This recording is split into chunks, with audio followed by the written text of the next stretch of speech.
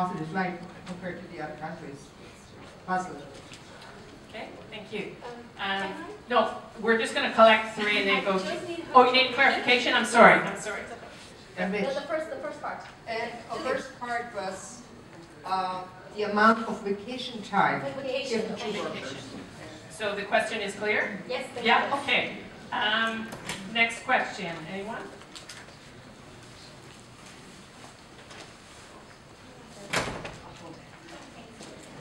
I also have a question for Alicia and Hannah, but I just want to say in general, all of the talks were really good, so thank you. I was wondering about the, I was wondering, oh no, I'm so stressed. Sorry. One way of thinking about so I really like the idea of thinking about not only income inequality, but also sort of time inequality as a way of looking at differences between men and women and workers in different places. One thing I wondered about that comes out of some of the experiences of some workers that I work with is the amount of time that you're devoted to work, but for which you're not being paid. So that you may be working, like I think that there's a difference between somebody who is working 40 hours and, I mean in Ontario you don't have an unpaid 30-minute lunch if your employer follows the Employment Standards Act. But overall, you maybe are devoting 8 hours at work to get to 40 hours, versus with the growth of on-call work, split shifts, travel to get to work, which also impacts both internal and external migrant workers. The ways in which we could even broaden the idea of an inequality of working time. And I think there was someone else over, sorry, Steve, and then I'll go to you. Okay. Yeah, quickly. First question for Chris, Adrian, Aziz, and Dave. You invoke building relationships being really in rural areas. How do we deal with that when a lot of labor literature right now is obsessed with the city as the central point of building international linkages between global cities? And second question, Catherine, what would be a few points, because you've sold me, but others are not yet sold, on the fact that the area you're talking about was dominated by U.S. imperialism and the Canadian labor movement? So how do we argue that U.S. labor maybe didn't have as much control as we thought, and it was an imperialist Canadian labor movement that was acting? Okay. Thanks. That was three. Should I take the two more that are on the table before we return to the panel? Yeah, okay. Thanks for that direction. I'm going to come around here. Excuse me.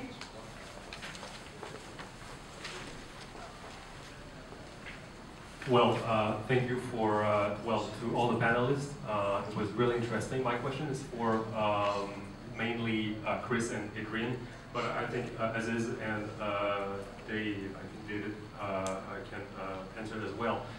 Adrian, at the end of your presentation, you briefly mentioned the idea of emancipation, but I don't think you really developed it. For me, this is an important concept, an important idea that goes back, well, actually way back to the beginning of the working class movement. Emancipation really united urban workers with enslaved workers. And I was wondering if the working class movement can or should go back to its abolitionist roots today. Yes, that's right. Thank you. And one more on this side of the room.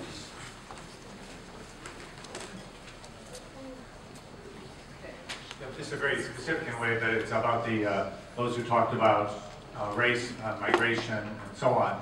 That is, you said, why are immigrants always at the margins? And I think in the United States, immigrants are always at the margins as well, but it's always a different group of immigrants. That is, it turns over generally every 20 years, maybe 40 years, and it's not the same group of immigrants who are at the margins. And I wonder if that's part of the same process here. Okay, I'm not sure who would. Okay, so you want to go first in terms of answering? Sure. Yeah, okay. on the rural question. And I apologize, we have a ratification vote tonight in Fort Erie, so I have to... Mic up, please. Oh, I have a ratification vote in Fort Erie tonight, and we're looking forward because it's getting ramped up to a real struggle. And that really goes, I think, to your question. And our union may be a little different in terms of, like, we represent people from coast to coast doing generally the same thing, not completely, but, you know, more or less. And so that makes a different type of organizing, but I think really fundamental is go to the communities. Don't wait for them to go to us, because the resonance in small communities is huge. I don't think those of us in the labor movement get out enough to visit the workers who we represent, and it's really precious when that happens. And during the last round of bargaining before the federal election, last federal election, we wrapped a big RV and drove it across the country. Now, that sounds ridiculous because they're just junk. It's like a fiberglass living room on wheels, right? But going into those locals and workplaces, the tremendous amount of pride, but just that spectacle of feeling there's something we can group around, there's some power here, the union is present, did a lot for us. It really engaged a lot of members. We're now looking at revisiting that approach and using an electric vehicle and really pushing the green approach. And so I think there's no one answer, but I know that when you go to places like that, people will organize, people will come out, and it won't just be the workers, it'll be their partners or their kids or their neighbors, and that kind of thing goes on, which doesn't really occur in the city in that way.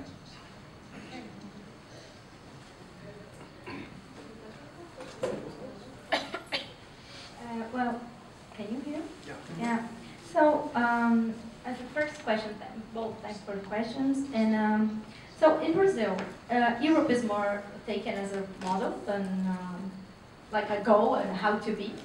And for the left. Yeah, for the left. And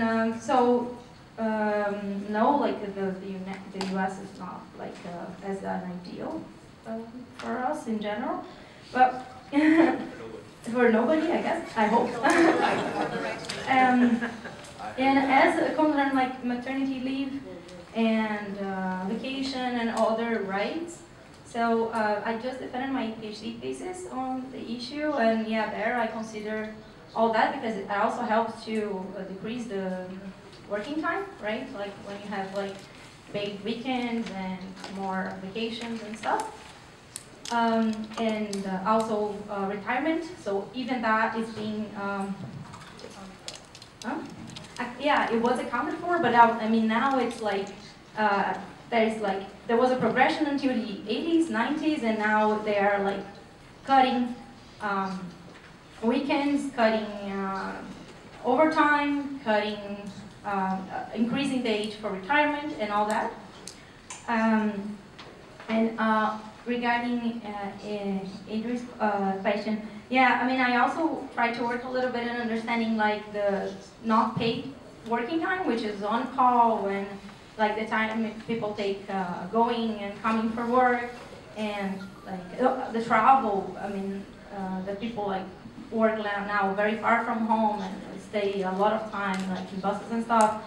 But that is more difficult to get data. So for data, I had to, for example, in my case, I had to use study cases like by industry. So I think I looked at 7 or 8 studies like from different industries to try to understand a little bit how it's going. And there's also like a big difference between men and women in that regard, because like women tend to be kept more close to home, when men tend to be sent away much more because like supposedly they don't have responsibilities at home, so they can go and women cannot go. So yeah, I mean, this is in Portuguese. I'm sorry, but if anybody wants, I can make it available. I'm just gonna give a little bit of extra. No, just to comment on what she said right now, that we are facing now many reforms in Brazil, as you might have heard about it. So for the future time, we might be seeing, next month the reform will be in place because it was approved 3 months ago, so it takes some time for it to be put in place. But that poses an extra challenge, at least for Brazilian workers, and I hope that this example will not be taken advantage of by other countries to also cut on labor rights. And that might also have an impact in the future regarding inequality in working time also. All right, this time I actually have a lot to say. So the first, I think I want to address the working class emancipation component. And I think emancipation, so the reason why I started thinking about with Fanon, with Cedric Robinson, with Claudia Jones, and with Featherstone's work, is migrant struggles, particularly over the last 30 or 40 years, has always been seen as disjointed, never part of this longer black radical tradition, not part of this longer part of resistance. So it's thinking about how do we connect the forms of resistance that we're seeing here on the ground to this longer trajectory. And they're always seen as disjointed, and figuring out how do we make sense of that. So I think the goal for justice for migrant workers, and a lot of the comrades, not just simply us, but many groups, Mustafa's here, and Mustafa does amazing work with the IWC. And I'm not going to speak for you, but I think the work of IWC and many other groups on the ground is we're looking for some type of transformation, a liberation, not just simply some short change, small piece that's going to divide us. So I think thinking about emancipation. And I always tell people, and I'm going to keep reminding people this, my role as an organizer is not to lead people. We're here to share stories. And it's sharing stories of these resistance. So we never publicized this, but there's a group of farm workers in Dresden, Ontario, who basically did a sit-down strike earlier this year. And they did it because of that necessities of their workplaces. And this type of stuff happens over and over again. So it's sharing those stories. That's how part of this developing of what emancipation could lead. It's going to also happen in some weird places. It's going to happen in dance clubs, right? Where farm workers are hanging out with healthcare workers. Or in a shopping mall, that interaction that happens with grocery workers and farm workers. Or when workers are running from the farms and hanging out on several different First Nations areas, or hanging out with their quote-unquote girlfriends or boyfriends. Those are the places where we begin to have some of those kernel seeds of resistance. To Steve's question, well, why aren't we seeing struggles talked about the rural areas? I think it's twofold. Is one that there is less of a discussion about rural strategies and rural organizing, number one. Number two, when we think about race, nation, and ruralness, the things such as the DNA struggle that we talked about, this wide DNA sweep of 100 black and brown men, that is outside the imaginary of most people. People don't situate black and brown bodies in rural Ontario or rural anywhere across Canada or the United States. So I think as part of the work is documenting it, the resistance on the ground, and also the publication component. And Aziz mentioned about the book, and I'm also going to put a little shout in for 1 second about the book for two reasons. Yes, many of us here have chapters on it, but more importantly, more importantly, is what is considered research and what is not considered research. That book was almost not published because the original people involved didn't think some of the stuff was of so-called academic merit, but I think it was really about the challenging, right? The challenging of white supremacy that people didn't want to hear about. And this gets to my second point. Sorry, am I too fast? It's good? C'est bien? Oui? Merci. Okay, thank you. The other point that, and when I read the academic literature on immigrant struggles or migrant struggles, well, actually, the two words don't come together, migrant struggle. You see discussions about migrant workers. We talk about, say, for instance, employment insurance or health or safety. And I apologize, everybody. I cried last night. I'm sorry about that if you didn't see that. And the reason why I did cry is because every case that we put forward, every legal case, there's been so many sacrifices of workers. It's not just one story, it's a collective story. And those collective stories have been lost in the literature. So when we talk about EI parental benefits, we don't think about the sacrifices of the first group of workers. Never blacklisted for filing a fucking parental benefit. We don't think about that. So the work of, once again, Evelyn and Kalada, Adriana, who's in the book, Mustafa, Adrian, Aziz, and many other people in this room. These are the works that are the only people that I can think of that are documenting these types of resistance. So I think that's the other part of this ruralness, is how do we capture and document forms of resistance, which really, it's another old story. This is nothing new that I'm talking about, but how do we tell our stories as organizers, as workers? And part of that story too about the emancipation and thinking about the disconnection. So with our work in justice for migrant workers and other people in these communities, and Dave talked about having a bus. We a couple years ago had a vegetable oil bus, right? That ran a vegetable oil. It stank as hell. It was terrible. But we had that until it broke down in like some community we never heard of.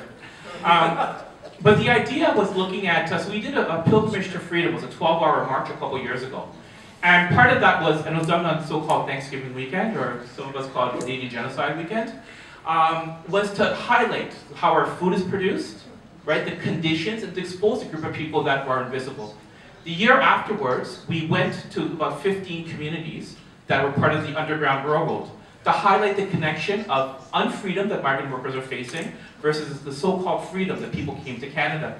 And last year, some people know, in honor of the 50th anniversary of exploitation of the farm worker program, we did a caravan across Ontario where Sadna Miranda Leal was one of the key organized. And very much, as Dave said, it was communities across Ontario, places we've never heard of, where people mobilized. And that was another way of having this exchange of solidarity between people who were unemployed, people with disabilities, working class people, and migrant workers coming together. And the last thing too about the rights framework and resistance. Now, once again, all the time, my critiques doesn't come from a point of self-righteousness, right? I'm not here it's coming from what we're dealing with. And when we're thinking either with NAFTA or the ILO or the Organization of American States, there's all these challenges that are being put on us as a small organization. Which way do you go? And when you're always being directed towards a rights framework, whether it's a human rights challenge or employment standards or looking at some type of human rights complaint at an international level, well, it takes time, effort, and resources. And that usually separates us from the workers, right? So there's a lot of things for us to think about when we're engaging in legal strategies. Some benefits, yes. Some things we have done very, very good. But at what expense is what we need to figure about and talk about. Okay. That's it? Yeah, No, that's that's my introduction. I know it's your intro, that's why I'm saying. Sorry, the interpreter, they gotta go. So I'll just quickly, Steve, thanks for the question. So there were obvious connections between the American labor movement, particularly from the 40s until the AFL-CIO or CLC were formed in '56. There was a lot of coordination on the international front. But as by the late 50s, Kim, you can help me, Rooster really lost that fight in AFL-CIO, and so the social democratic part was finished. And so it was really, they took their own independent path, and that's when it really started emerging. But even while they were within that kind of common front with the other social democratic, like the CIO and the continental European affiliates to the ICFDU, they did still chart their own independent things that were based on, that was my case study, about the Caribbean. It was the CCL that really pushed the Canadian state to have a stronger role. And it was after much pushing from, it's not only the labor movement that was responsible for this, but that they basically started really heavy investments in the Caribbean, particularly, and this was mostly steel workers who were pushing for this, particularly to help expansion of Alcan and Aranda in Guyana and Jamaica. So that was the independent, and it was shaped also by ideas of having responsibility in the region and those kind of race and nation questions or ideas I was talking about. Yeah, thanks. Okay, it's a wrap, people. We're over time. Thank you.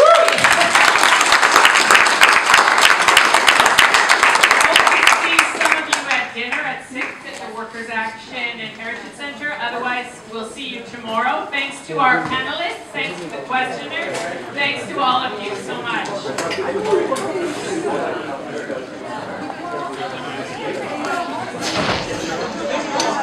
Yeah.